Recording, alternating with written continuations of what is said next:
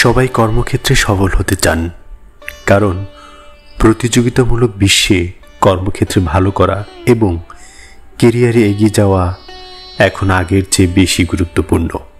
কিন্তু কর্মক্ষেত্রে সফল হওয়ার উপায় কি? এর সহজ উত্তর হলো ভালো পরামর্শ করার দৃঢ় ইচ্ছা ও মানসিকতা থাকা।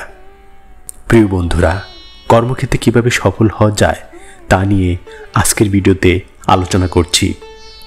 আজকের ভিডিওতে থাকছে কর্মক্ষেত্রে কিভাবে সফল হবেন সেই বিষয় নিয়ে 10টি সিক্রেট পরামর্শ দেব। আশা করি আমাদের এই ভিডিওটি না টেনে সম্পূর্ণ দেখবেন।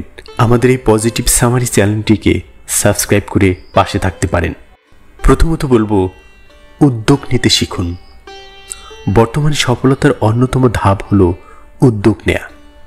আজকের প্রতিযোগিতামূলক কর্মজীবনে নিয়োগকর্তারা এমন ব্যক্তিকে খোঁজেন যারা নতুন পরিকল্পনা ও উদ্যোগ নিতে পারেন, নতুন প্রকল্প শুরু করতে পারেন এবং ব্যবসায়ের জন্য নতুন সুযোগ তৈরি করতে পারেন।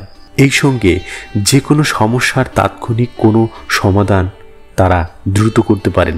তাই উদ্যোগ নিন, ঝুঁকি নিন এবং সচেতন হন।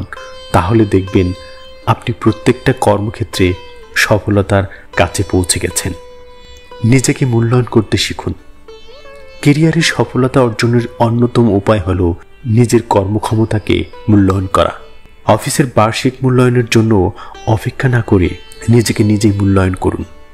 এটি করার আদর্শ উপায় হলো পরিমাপযোগ্য লক্ষ্যগুলো চিহ্নিত করা এবং সেগুলো অর্জনের একটি সময়রেখা নির্ধারণ করা। যদি চাকরিতে নতুন হন তাহলে স্বল্পমেয়াদী লক্ষ্য নির্ধারণ করুন। এই লক্ষ্য অর্জনে বিস্তারিত পরিকল্পনা তৈরি করুন। কাজগুলো সাপ্তাহিক বা দৈহিক হিসাবে ভাগ করে নিন। তারপর সপ্তাহের শেষে এটি একটি ফর্ম তৈরি করুন। তাহলে বুঝতে পারবেন আপনি লক্ষ্যের দিকে আছেন কিনা বা আপনার কৌশল পরিবর্তন করতে হবে কিনা। শেখার জন্য মানসিকতা তৈরি করুন।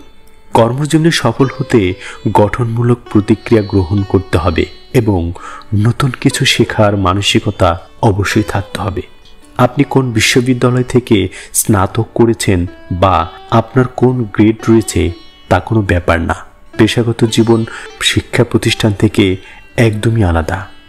বরং এখানে আপনি যা করছেন তা নিয়ে প্রতিদিন নানান প্রশ্নের মুখোমুখি আপনাকে হতেই হবে। সেই সমালোচনার জন্য প্রস্তুত থাকুন, কিন্তু সেই সবকে পাত্তা না দিয়ে কর্মক্ষেত্রের কাছে নিজের যোগ্যতা তুলে ধরুন এবং বুঝিয়ে দিন আপনি সবসময় নতুন জিনিস শিখতে ইচ্ছুক। চাহিদা অনুমান করতে শিখুন।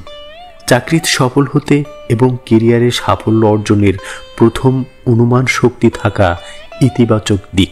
তাহলে বস ও দলের কি প্রয়োজন তা আগেই ধারণা করতে পারবেন। তাই নিজেকে প্রশ্ন করুন, আমি যদি বস হতাম তাহলে পরবর্তীতে কি করতে চাইতাম। তারপর সেগুলো নিজে করার উদ্যোগ নিন ও সময় মতো দক্ষতার সঙ্গে সম্পন্ন করুন। এতে আপনি অন্যদের তুলনায় এগিয়ে থাকবেন। যোগ্যতা এবং দক্ষতা নিজের মাঝে তৈরি করুন। যোগাযোগ এবং দক্ষতা সম্পর্কে আপনার বিশেষ ধারণা রাখতে হবে। যোগাযোগ দক্ষতা একজন কর্মচারী ও প্রতিষ্ঠানের সাফল্যের মূল চাবিকাঠি। কর্মক্ষেত্রে সফল হতে হলে সেই দক্ষতা অর্জন করতেই হবে। যে কোনো প্রয়োজনে বসের সঙ্গে কথা বলুন, সহকর্মীদের সঙ্গেও কথা বলুন, তাদের সহযোগিতা করুন এবং কি ভালো ব্যবহার করুন। আর কখন কখন কোন কাজটি করতে হবে তা বসকে জানিয়ে রাখুন। যোগাযোগ দক্ষতা অর্জনে আপনাকে সক্রিয় হতে হবে। এরপর লক্ষ্য নির্ধারণ করুন। মনে রাখতে হবে কঠোর পরিশ্রম বা ব্যস্ত থাকার জন্য আপনাকে অর্থ প্রদান করতেই হবে। মনে রাখতে হবে কঠোর পরিশ্রম বা ব্যস্ত থাকার জন্য আপনাকে অর্থ প্রদান করা হচ্ছে না। দিনের শেষে নিয়োগকর্তার কাছে গুরুত্বপূর্ণ হলো আপনি কিভাবে প্রতিষ্ঠানের লক্ষ্য পূরণের অবদান রাখছেন। তা হতে পারে স্বল্পমেয়াদী ও দীর্ঘমেয়াদী। এই প্রতিষ্ঠানকে ঘিরে আপনার নিজেরও একটি লক্ষ্য থাকতে হবে। এই লক্ষ্যভিত্তিক মানসিকতা আপনাকে ক্যারিয়ারে সফলতা অর্জনে বিশেষভাবে সহায়তা করবে। এরপর চলুন কাজ কিভাবে দেখাবেন এবং কথা কম বলবেন। কর্মের মূল্য শব্দের চেয়ে অনেক বেশি। অফিসের ক্ষেত্রে এটি নীতি হিসাবে ব্যবহার করুন। আপনি যা পারেন তা নিয়ে গর্ব করার পরিবর্তে তা করে দেখান। এটাও কর্মক্ষেত্রের সফলতার অন্যতম একটি চাবিকাঠি। এরপর আসুন বিশ্বাস অর্জন করবেন কিভাবে।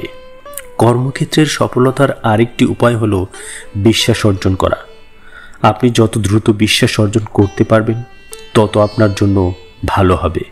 যদি অফিস আপনাকে বিশ্বাসযোগ্য বলে মনে করেন তাহলে আপনার কাছে কাজ হস্তান্তর করবেন এবং আপনার উপর আস্থা রাখবেন। বিশ্বাস অর্জনে আপনাকে নিশ্চিত হতে হবে যে সময় সীমার মধ্যে লক্ষ্য পূরণ করেছেন এবং আপনার প্রতিশ্রুতি পালন করেছেন। এরপর আসুন সমাধান কিভাবে তৈরি করবেন। অফিসের দক্ষ কর্মীরা সমস্যা সমাধান করেন এবং সমস্যা তৈরি করেন। যদি আপনার কাজ বা বিভাগের সঙ্গে সম্পর্কিত কোনো সমস্যার চূড়ান্ত সমাধানে কর্তৃত্ব আপনার না থাকে তাহলে কেবল ঊর্ধ্বতনকে সমাধানের প্রস্তাব দিন এবং যতটা সম্ভব আন্তরিকভাবে তাকে সাহায্য করার চেষ্টা করুন। সহানুভূতিশীল হন। একজন ভালো কর্মচারী হওয়ার জন্য অন্যের প্রতি সহানুভূতিশীল হতেই হবে। আপনাকে বুঝতে হবে বস এবং সহকর্মীরা যথাসাধ্য চেষ্টা করছেন, তাই কারো বিরুদ্ধে অভিযোগ করবেন বা আপনি কতটা কাজ করছেন তা বারবার বলবেন না, বরং অন্যের সমস্যা বোঝানোর চেষ্টা করুন। সবার প্রতি অনুভূতিশীল হন।